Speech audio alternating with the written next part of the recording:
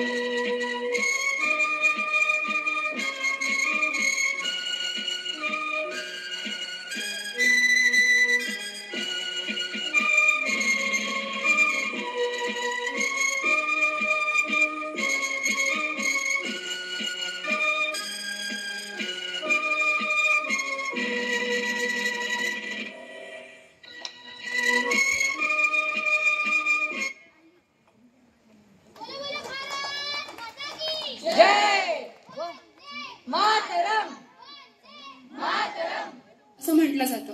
म्हणजेच दंडाचे विविध प्रकार आहेत, विविध प्रकारात त्याचा उपयोग केला जातो.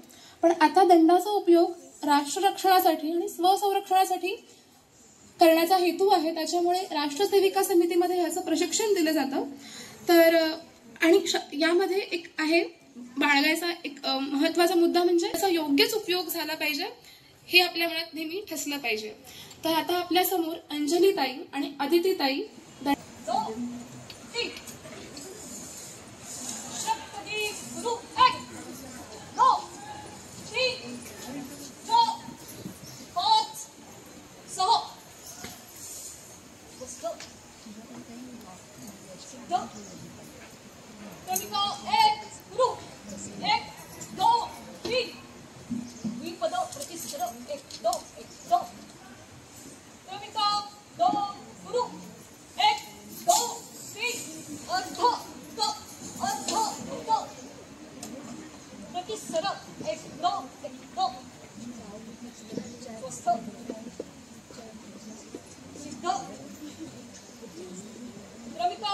तीन सुरू 1 2 3 अर्ध त ऊन त अर्ध त ऊन त अर्ध त स्वस्त सिद्ध रहा सिद्ध 1 2 रहा सुरू 1 2 3 4 5 6 7 8 9 10 1 2 भुजदंड 1 2 3 तालात टाकूयार समितीत जाऊयार सेवा अंदेशाची करूयार शाखेत जाऊयार पावल तालात टाकूयार समितीत जाऊयार सेवा अंदेशाची करूयार सेवा अंदेशाची करूयार पावला तालात टाकताना मना मनाशी जुळताना निश्चय पक्का करूयार सेवा अंदेशाची करूयार समितीत जाऊयार सेवा अंदेशाची करूयार शाखेत खेळूया खो खो होतू तू जगण्या मरण्याचा जाणूया हेतू खो देऊ झकास गणी मलर सेवा अंदेशाची करूयार समितीत जाऊयार सेवा अंदेशाची करूयार मोठी आई आमची भारत माता आमच्या विना तिची कोणाला चिंता परम वैभवाने उयार सेवा अंदेशाची करूयार समितीत जाऊयार सेवा अंदेशाची करूयार लाहोर घेऊ आम्ही घेऊ कराची सिंधू माता आता मुक्त करायची अखंड भारत करूयार सेवा अंदेशाची करूयार समितीत जाऊयार सेवा अंदेशाची करूयार छोट्या मधून काम मोठं साधायचं देशासाठी सार वाहून टाकायचं म्हणून शाखेत जाऊयार सेवा अंदेशाची करूयार समितीत जाऊयार सेवा अंदेशाची करूयार शाखेत जाऊयार पावल तालात टाकूयार समितीत जाऊयार सेवा अंदेशाची करूयार शाखेत जाऊयार पावल तालात टाकूयार समितीत जाऊयार सेवा अंदेशाची करूयार समितीत जाऊयार सेवा अंदेशाची करूयार समितीत जाऊयार सेवा अंदेशाची करूयार समितीत जाऊयार सेवा अंदेशाची करूयार सेवा अंदेशाची करूयार घोष दक्ष घोष सिद्ध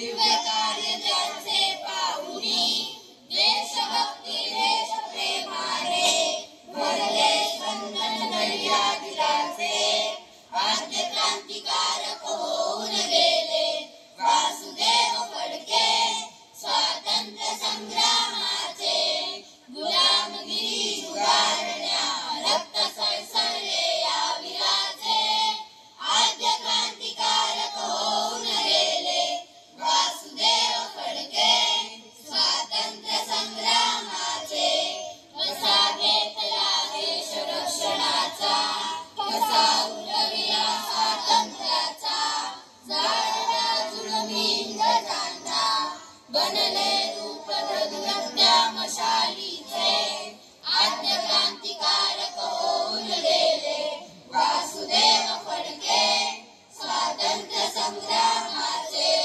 कंटाळा समभेद होते व्यक्तिगत वीराचे साता समुद्रापार नेले नाव शिरोळ्याचे आद्य क्रांतिकारक होऊन गेले वासुदेव फडके स्वातंत्र्य संग्रामाचे स्वातंत्र्य संग्रामाचे स्वातंत्र्य संग्रामाचे. सुंदर गीत या मुलांनी आजच्या कार्यक्रमाच्या अनुषंगाने सादर केलंय. आता या गीतानंतर माननीय उमाताई दांडेकर कोकण प्रांत सहकार्यवाहिका या प्रास्ताविक करतील. जय श्रीराम. गणपती बाप्पा. भारत माता की. महान मंगल भारत माता परमपवित्र भगवा ध्वज यांना माझे विनम्र प्रणाम. राष्ट्रसेविका समितीच्या संस्थापिका व आद्य प्रमुख संचालिका वंदनीय मावशी तथा लक्ष्मीबाई केळकर तसेच द्वितीय प्रमुख संचालिका वंदनीय ताई तथा सरस्वतीबाई आपटे यांना माझा विनम्र प्रणाम. आद्य क्रांतिकारक वासुदेव बळवंत फडके यांच्या स्मृतींना माझे विनम्र अभिवादन. आज पंडित मदन मोहन मालवीय यांचा स्मृती दिन तसेच गुरु तेग बहादूर यांचा तिथीने स्मृती दिन, त्याचप्रमाणे महर्षी धोंडो केशव कर्वे यांचाही या स्मृती दिन आहे. त्या सर्वांना माझे वंदन.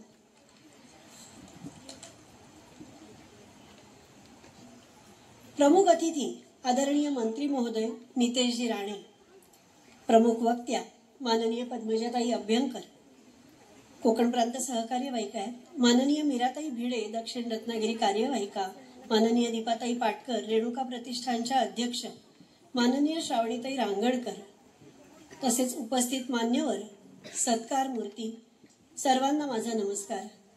या पुण्यभूमीमध्ये निवास करणारे तुम्ही सर्व भाग्यवान, तसेच दक्षिण रत्नागिरीमधून उपस्थित सर्व सेविका भगिनी आणि मान्यवर बंधुवर्ग, सर्वांना माझा नमस्कार. या पवित्र भूमीमध्ये आद्य क्रांतिकारक वासुदेव बळवंत फडके बालवयात त्यांचे आजोबा अनंतराव यांच्यासोबत मूळ घरी येत असत. संस्कार होण्याच्या वयात पराक्रमाच्या गाथा त्यांनी इथेच ऐकल्या, म्हणून या गावचे खूप महत्व आहे. ते दत्तभक्त होते, शिवभक्त होते, तसेच शिवरायांचेही भक्त होते. या गावात फडकेवाडीत मूळ स्थानी फलक लावण्याचे काम 11 मे 1923 रोजी राष्ट्रसेविका समितीने केले. तो फलक आता खराब झाला होता, म्हणून त्या ठिकाणी आजच आपण शिलालेखाचं अनावरण माननीय नितेशजी राणे यांच्या शुभ हस्ते, माननीय पद्मजाताई फाटक, माननीय पद्मजाताई अभ्यंकर या सर्वांच्या उपस्थितीमध्ये आपण आज फलक अनावरणाचा कार्यक्रम केलेला आहे. सागरी महामार्गाचे पुनरुज्जीवन करणारे माननीय नितेशजी हेच या कार्यक्रमासाठी अतिशय योग्य आहेत असे समितीच्या पदाधिकाऱ्यांना वाटले आणि माननीय नितेशजींनी त्याला मान्यता दिली आणि आज ते आपल्यामध्ये उपस्थित आहेत. त्यामुळेच आपण हा सुवर्ण क्षण अनुभवत आहोत.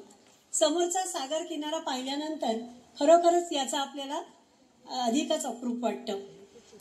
1992 मध्ये कणकवलीमध्ये झालेल्या एका छोट्याशा प्रारंभिक वर्गाच्या समारोप समारंभाला कणकवलीच्या त्यावेळच्या ज्येष्ठ कार्यकर्त्या डॉक्टर वैशालीताई कोरगावकर आणि मी माननीय नारायणराव राणे यांना निमंत्रण द्यायला गेलो होतो आणि त्यावेळी ते मंत्री होते.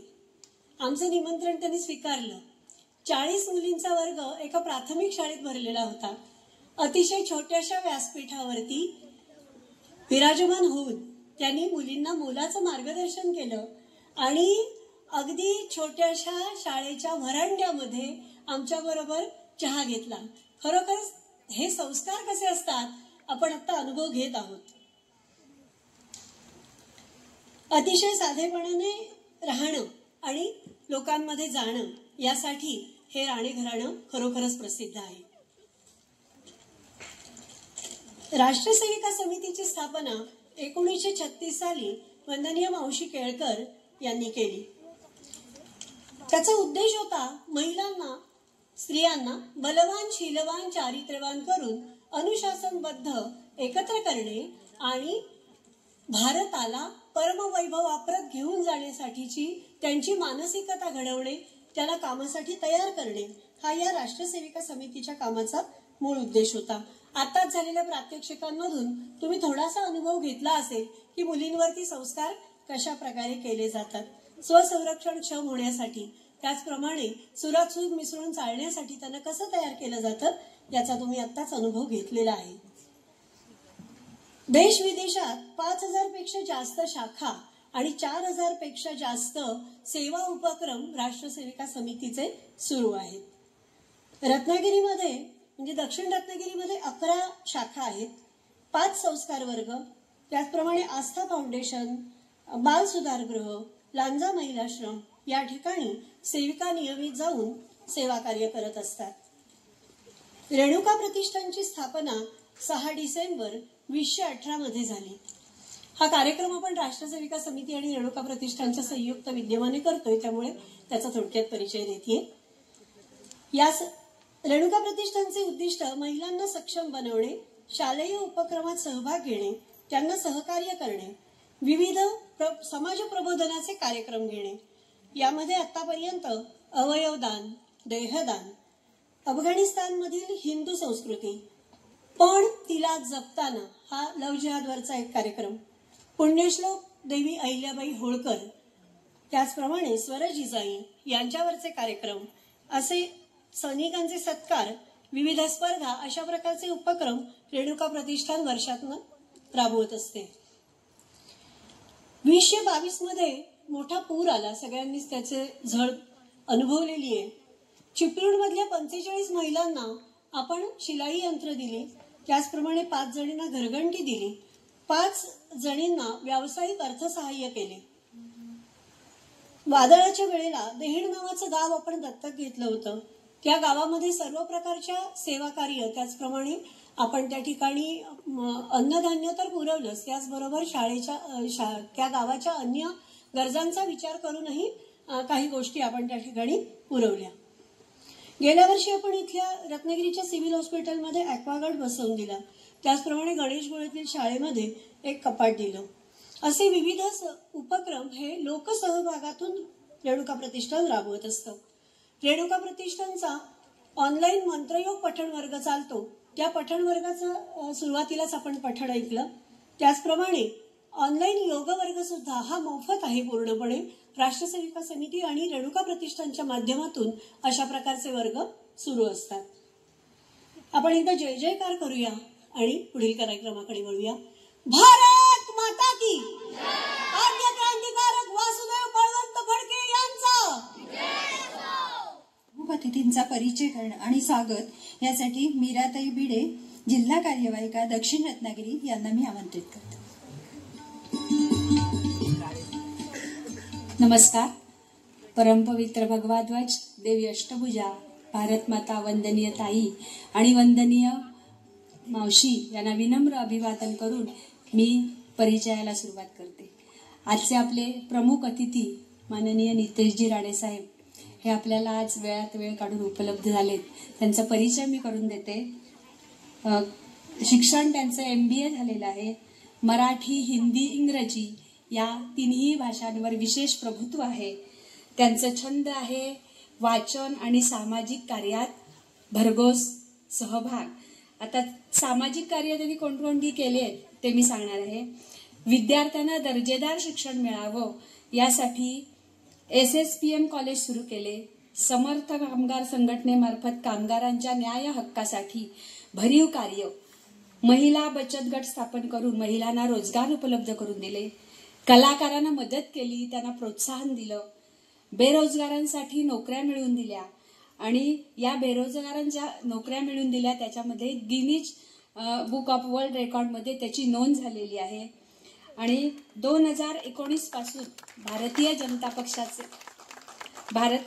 पक्षाचे महाराष्ट्र विधानसभा आणि 2019 मध्ये महाराष्ट्र विधानसभेवर फेरनिवड आणि राज्याचे कॅबिनेट मंत्री 2024 मध्ये माननीय मुख्यमंत्री देवेंद्रजी फडणवीस यांच्या मंत्रिमंडळात मत्स्य व्यवसाय व बंदर विकास खात्याचे मंत्री म्हणून जबाबदारी आहे. आणि पालकमंत्री 2024 साली सिंधुदुर्ग जिल्ह्याचे पालकमंत्री म्हणून जबाबदारी आहे. असे त्यांचा हा परिचय आहे. मी राष्ट्रसेविका समिती आणि रेणुका प्रतिष्ठानतर्फे त्यांचे स्वागत करते.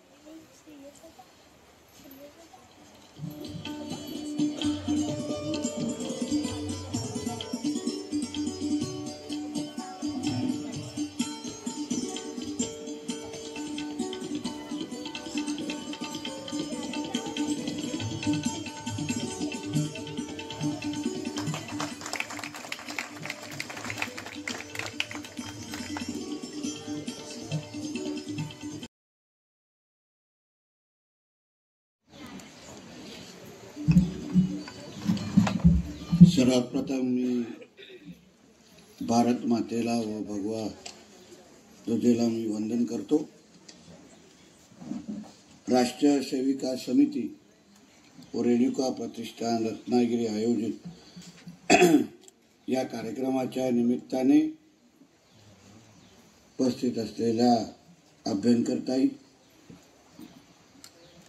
उपस्थित असलेल्या दांडेकरताई, उपस्थित असलेल्या भिडेताई, उपस्थित असलेल्या दीपा पाटकरताई,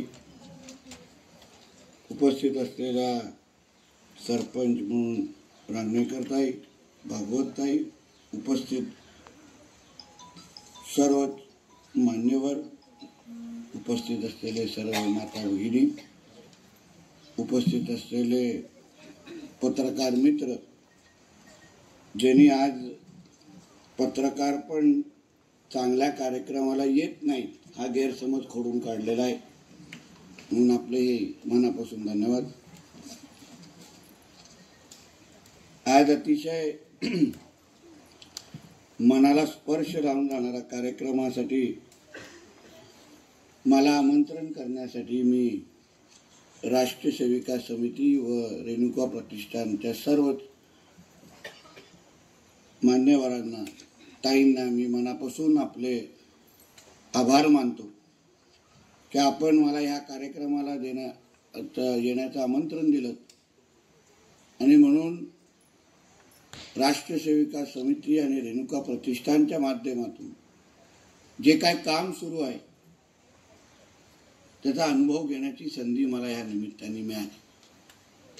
काही वेळा अगोदर क्रांतिकारक वसुदेव बळवंत फडके यांच्या शिलालेख अनावरणाचा कार्यक्रम हाही माझ्या हस्ते झाला, हेही मी आवर्जून इथे उल्लेख करतो. आणि तो शिलालेख तिथे बनवण्याचा उद्दिष्ट जेव्हा मला सांगण्यात आलं की एवढ्याशा लहानच्या गावामध्ये ज्या क्रांतिकाऱ्यांनी इतिहास घडवला त्यांची आठवण वर्षानुवर्ष या गावामध्ये राहावं या स्तुत्य हेतूने तो शिलालेख तिथे बनवला गेला आहे. तसं 1200 लोकांचं हे गाव आणि ह्याही गावामध्ये जेव्हा लोक येतील यापुढे जेव्हा तिथून आपली गाडी येऊन जातील तर मुद्दामून तिथे थांबून फोटो काढतील आणि माहिती घेतील की नेमकं हे महान क्रांतिकारक कोण होते. मला वाटतं त्याच्यामध्ये या सगळ्या कार्यक्रमाचा उद्दिष्ट सफल झाला असेल हे मी आवर्जून इथे उल्लेख करेन. त्याचबरोबर इथे आल्यानंतर राष्ट्रीय सेविका समितीच्या माध्यमातून चालू असलेलं काम आणि विविध उपक्रम याचा अनुभव घेता आला. असंख्य मान्यवरांचे पुरस्कार वितरणाचा पण कार्यक्रम इथे झाला आणि अभ्यंकर ताईंनी बसल्या बसल्या असंख्य महत्वाची माहिती ही कानावर टाकली. मला मनापासून अभिमान वाटतो की आपल्या कोकणात, महाराष्ट्रात, देशात स्त्री शक्तीला ताकद देण्याच्या दृष्टिकोनातून, घडवण्याच्या दृष्टिकोनातून आणि खऱ्या अर्थाने आपल्या या हिंदू राष्ट्रामध्ये स्त्री शक्तीला भक्कम बनवण्याच्या दृष्टिकोनातून आपण जे काम करत आहात यासाठी मी आपले मनापासून अभिनंदनही करतो आणि आपल्याला शुभेच्छाही देतो. काम तसं फार मोठं आहे, कारण का मला नेहमी वाटतं की महिलांचा आणि माता भगिनींचा समाजामध्ये जे आपलं योगदान आहे ते अतिशय महत्वाचं आहे. आपण कोकण पाय म्हटलं तर आमच्या रत्नागिरी सिंधुदुर्गामध्ये या खासदारकी मतदारसंघामध्ये ज्याचं नेतृत्व किंवा खासदार म्हणून सन्मान्य राणेसाहेब करतात त्या इथे 62% महिला राहतात. 62% महिलांचं लोक कदाचित माहिती असेल आपल्याला. म्हणजे महिलांची लोकसंख्या एवढी जास्त असलेला आपला हा भाग, तिथे आपण महिलांना अजून सक्षम करणं, स्वावलंबी करणं आणि त्यांच्या माध्यमातून कोकणाचा विकास घडवणं हे आपल्या सगळ्यांसाठी अतिशय महत्वाचं आहे. आणि जेव्हा आपण सगळ्यात मान्यवरांना आपण पुरस्कार वितरण केलं, त्यांचा मान दिला, त्यामुळे निश्चित पद्धतीने समाजामध्ये एक संदेश गेला असेल की महिलांना सक्षम करणंच म्हणजे हिंदू राष्ट्राला सक्षम करणं. अस्तुत्य संदेश या निमित्ताने निश्चित पद्धतीने गेला असेल असा माझा विश्वास आहे, असा माझा विश्वास. मी असंख्य हिंदू जागरण असो किंवा असंख्य आपला विविध हिंदुत्ववादी संघटनेबरोबर लव जिहाद या विषयावर फार जवळून काम करणारा एक कार्यकर्ता आहे. असंख्य म्हणजे महाराष्ट्रातल्या असंख्य जिल्ह्यामध्ये लव जिहादच्या पीडित कुटुंबियांना भेटणं, त्याच्या बहिणींना परत घरी आणणं, या सगळ्या प्रक्रियेमध्ये मी एक कार्यकर्ता म्हणून नेहमी सहभागी होतो आणि त्याचा अनुभवही घेतलेला आहे. आणि ते बघितल्यानंतर समाजामध्ये जे राष्ट्रीय सेविका समिती जे काम करते ते किती महत्वाचे आहे ते वारंवार आपल्याला जाणवतं. कारण का आज मोबाईलच्या जमान्यामध्ये, टेक्नॉलॉजीच्या जमान्यामध्ये असंख्य गोष्टीवर आपण बारकाईने लक्ष ठेवणं हे फार गरजेचं आहे. लव जिहादचे प्रकार जे आपल्या समाजामध्ये होतात, काही लोक बोलतात की होतच नाही, मग घरामध्ये